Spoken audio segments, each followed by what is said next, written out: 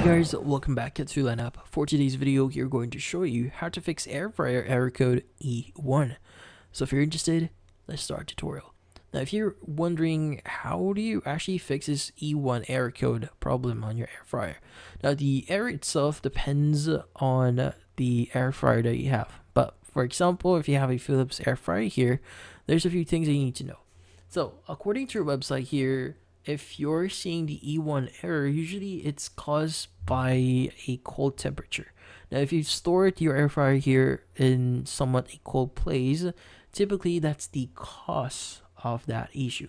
So you just need to basically unplug your air fryer and wait it to cool down, or let it rest for 30 minutes on a, in this case, room temperature. So just let it rest for 30 minutes or even an hour. And once you've done that, you can go and plug it in again and see if that actually solves the issue. Sometimes the cold temperature causes this issue, but if you're unable to solve this issue here by letting it less rest in a pretty stable, or in this case a room temperature area, so typically what you need to do next is you need to reach out to support, because most likely the issue itself might be a lot bigger, which in this case you need assistance or professional help. So usually you just need to go to the official website of the manufacturer for your air fryer. So in my case, we have Philips. So you want to go to support at the top left here. You want to go to contact.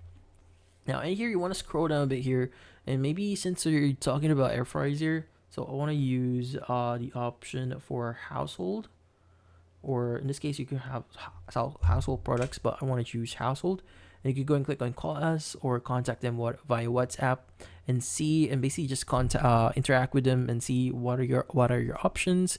Maybe they can send a technician or send this to a service center, and hopefully they will be able to assist you in fixing this issue. But in this case, that's about it. So hopefully this video was able to help you. Like and subscribe at Lineup. Thank you for watching.